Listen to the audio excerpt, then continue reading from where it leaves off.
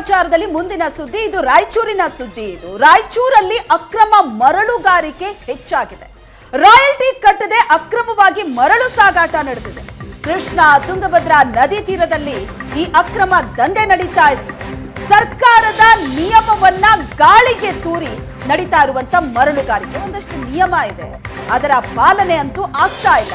ನಿಯಮಗಳನ್ನ ಗಾಳಿಗೆ ತೂರಿ ಮರಳುಗಾರಿಕೆ ಮಾಡ್ತಿದ್ದಾರೆ ಅಕ್ರಮವಾಗಿ.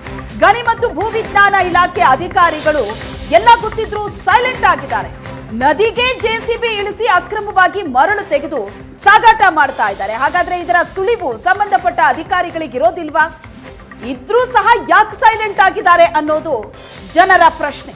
ಅಕ್ರಮವಾಗಿ ನಡೀತಾ ಇರೋ ಮರಳುಗಾರಿಕೆಯ ದಂಧೆ ಇದು. ದೃಶ್ಯದಲ್ಲಿ ನೋಡ್ತಾ ಇದ್ದೀವಿ, ಕೃಷ್ಣಾ ತುಂಗಭದ್ರಾ ನದಿ ತೀರದಲ್ಲಿ ಅಕ್ರಮವಾಗಿ ಮರಳುಗಾರಿಕೆ ನಡೀತಾ ಇದ್ರೂ ಸಹ ಇದನ್ನ ಪ್ರಶ್ನೆ ಮಾಡೋರೇ ಇಲ್ಲದಂತಾಗಿದೆ. ಸರ್ಕಾರದ ನಿಯಮ ಲೆಕ್ಕಕ್ಕಿಲ್ಲ ಇವರಿಗೆ. ದೇವದುರ್ಗ ತಾಲೂಕಿನ ಕರ್ಕಿಹಳ್ಳಿ ಬಳಿ ಮರಳು ದಂಧೆ ನಡೀತಾ ಇದೆ. 15 ರಿಂದ 20 ಕೋಟಿ ಮೌಲ್ಯದ ಮರಳು ಮಾರಾಟ ಮಾಡಲಾಗ್ತಾ ಇದೆ. ನಕಲಿ ರಾಯಲ್ಟಿಯನ್ನ ಸೃಷ್ಟಿ ಮಾಡಿ ಎಗ್ಗಿಲ್ಲದೆ ಮರಳು ಸಾಗಾಟ ಮಾಡಲಾಗ್ತಾ ಇದೆ. ಟೆಂಡರ್ ಪಡೆದ ಕಂಪನಿಗೂ ತಿಳಿಸದೆ ಮರಳು ಸಂಗ್ರಹ ಮಾಡ್ತಿದ್ದಾರೆ. ಮರಳು ದಂಧೆ ಬಗ್ಗೆ ಅಧಿಕಾರಿಗಳು ಡೋಂಟ್ ಕೇರ್ ಅಂತಿದ್ದಾರೆ, ತಲೆನೇ ಕೆಡಿಸ್ಕೊಳ್ತಾ ಇಲ್ಲ. ಮರಳುಗಾರಿಕೆ ದಂಧೆ ಬಗ್ಗೆ ಸಾರ್ವಜನಿಕರು ದೂರನ್ನ ಕೊಟ್ಟರು ಸಹ ಯಾರು ತಲೆ ಕೆಡಿಸ್ಕೊಳ್ತಾ ಇಲ್ಲ. ಸಾರ್ವಜನಿಕರ ದೂರಿನ ಬಳಿಕ ಈಗ ಅಧಿಕಾರಿಗಳು ದೌಡಾಯಿಸಿದ್ದಾರೆ. ದಂಧೆಕೋರರಿಂದ 7585 ಮೆಟ್ರಿಕ್ ಟನ್ ಮರಳು ಸಂಗ್ರಹ ಆಗಿದೆ. ಅಕ್ರಮ ಮರಳು ನೋಡಿ ಅಧಿಕಾರಿಗಳೇ ಶಾಕ್ ಆಗಿದ್ದಾರೆ. ನಕಲಿ ರಾಯಲ್ಟಿಯನ್ನ ಈ ರೀತಿ ಸೃಷ್ಟಿ ಮಾಡಿ ಮರಳನ್ನ ಮಾರಾಟ ಮಾಡಲಾಗ್ತಾ ಇತ್ತು. 15 ರಿಂದ 20 ಕೋಟಿ ಮೌಲ್ಯದ ಮರಳನ್ನ ಮಾರಾಟ ಮಾಡಿದ್ದಾರೆ. ಮರಳು ದಂಧೆ ಬಗ್ಗೆ ಅಧಿಕಾರಿಗಳು ಡೋಂಟ್ ಕೇರ್ ಅಂತ ಇದ್ರು. ಆನಂತರ ಸಾರ್ವಜನಿಕರು ದೂರನ್ನ ಕೊಟ್ಟಿದ್ದಾರೆ. ದೂರು ಕೊಟ್ಟ ನಂತರದಲ್ಲಿ ಈಗ ಅಧಿಕಾರಿಗಳು ದೌಡಾಯಿಸಿದ್ದಾರೆ.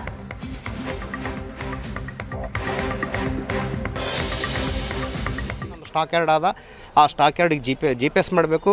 ಆ ಸ್ಟಾಕ್ ಯಾರ್ಡ್ ಸುತ್ತ ಕಣ್ಗಾವಲು CC ಕ್ಯಾಮ್ರಾ ಅಳವಡಿಸ್ಬೇಕು. ಆ ಸ್ಟಾಕ್ ಯಾರ್ಡ್ನಲ್ಲಿ ಬಂದ ಅಲ್ಲಿಗೆ ಬಂದ ಮೇಕನೇ ನಿನಗೆ ರಾಯಲ್ಟಿ ಇಶ್ಯೂ ಆಗುತ್ತೆ. ಅಲ್ಲಿವರೆಗೆ ರಾಯಲ್ಟಿ ಇಶ್ಯೂ ಆಗಲ್ಲ.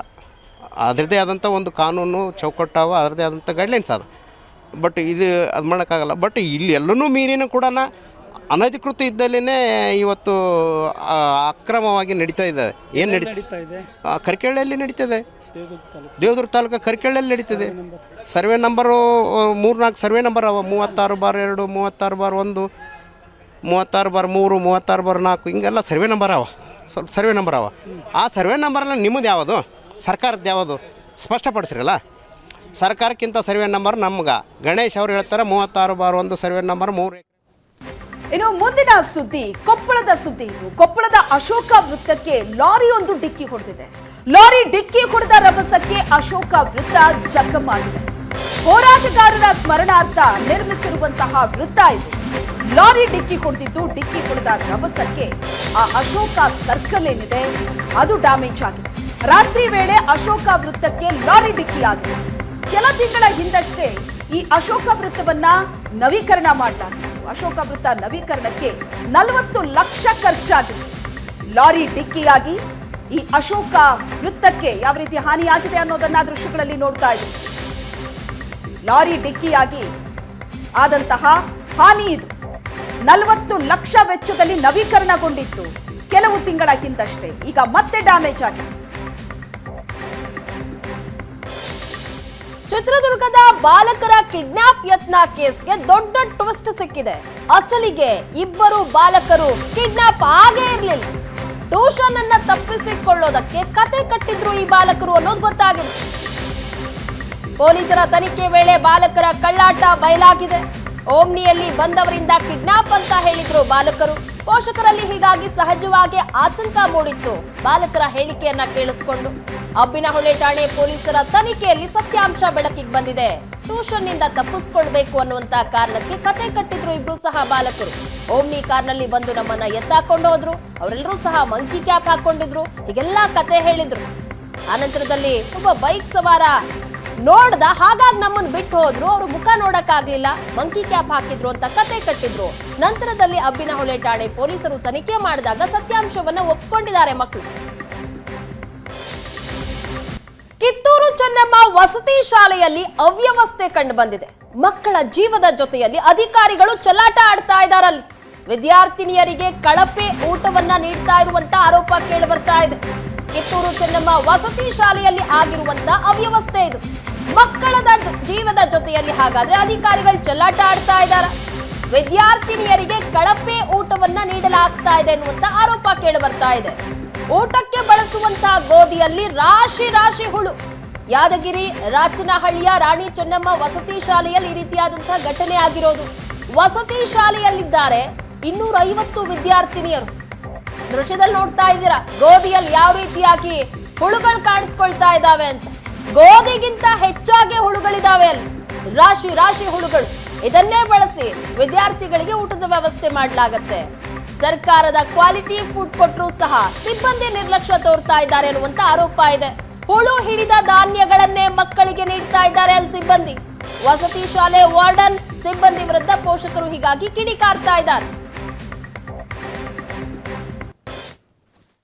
ರಾಚನಹಳ್ಳಿಯ ಹೊರವಲಯದಲ್ಲಿರ್ತಕ್ಕಂಥ ಕಿತ್ತೂರಾಣಿ ಚೆನ್ನಮ್ಮ ಪರಿಶಿಷ್ಟ ಪಂಗಡ ವಸತಿ ಶಾಲೆಯಲ್ಲಿ ಮಕ್ಕಳು ಸೇವಿಸ್ತಕ್ಕಂಥ ಗೋಧಿಗಳು ನುಸಿ ಹಾಗೂ ಜಿಡ್ಡುಗಳು ಹಿಡಿದಿರ್ತಕ್ಕಂಥದ್ದು ರಾಶಿ ರಾಶಿ ಗಂಟ್ಲೆ ಈಗ ಹೊರಗೆ ಬಂದಿರತಕ್ಕಂಥದ್ದು. ವಿದ್ಯಾರ್ಥಿಗಳು ಹಾಗೂ ಪೋಷಕರಿಗೆ ಸಾಕಷ್ಟು ಆತಂಕ ಉಂಟು ಮಾಡಿರ್ತಕ್ಕಂಥದ್ದು. ನಿಮಗೆ ಆ ದೃಶ್ಯವನ್ನು ತೋರಿಸ್ತಾ ಹೋಗ್ತೀವಿ. ಏನು ರಾಚನಹಳ್ಳಿಯ ಹೊರವಲಯದಲ್ಲಿರ್ತಕ್ಕಂಥ ಕಿತ್ತೂರಾಣಿ ಚೆನ್ನಮ್ಮ ಪರಿಶಿಷ್ಟ ಪಂಗಡಕ್ಕೆ ಸೇರಿರ್ತಕ್ಕಂಥ ವಸತಿ ನಿಲಯದ ಒಂದು ಭೋಜನಾಲಯ ಆಗಿರ್ತಕ್ಕಂಥದ್ದು.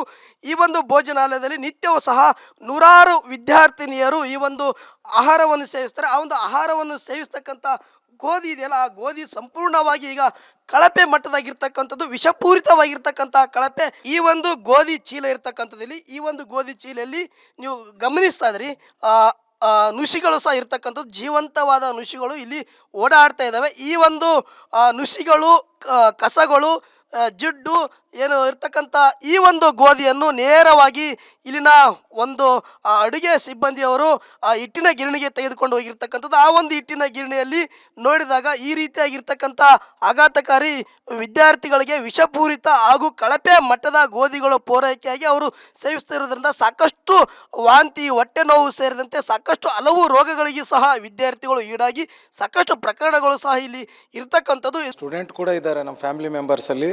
ಅದು ಗೋಧಿಯಲ್ಲಿ ಏನು ಹುಳಗಳಿದೆ ಮತ್ತು ಜಿಡ್ಡು ಇದೆ, ಅದನ್ನು ಒಂಚೂರು ಕೂಡ ಕ್ಲಿಯರ್ ಮಾಡಿಲ್ಲ. ಇಲ್ಲಿ ಸಿಬ್ಬಂದಿ ಇದ್ದಾರೋ ಇಲ್ಲೋ ಇವ್ರ ಹತ್ರ ಬಂದಿರೋ ಗೋಧಿನ ಕ್ಲೀನ್ ಮಾಡೋದಕ್ಕೆ.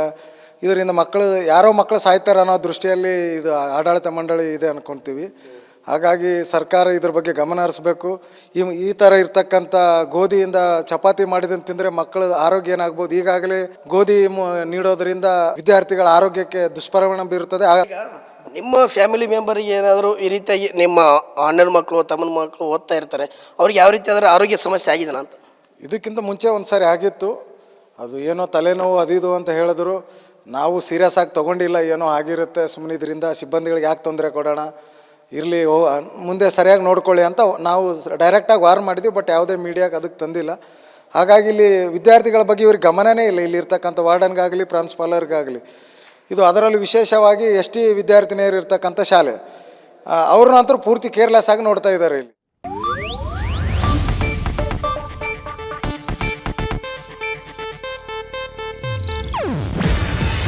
ಇದು ಏಷ್ಯಾನೆಟ್ ನ್ಯೂಸ್ ನೆಟ್ವರ್ಕ್ ಪ್ರಸ್ತುತಿ.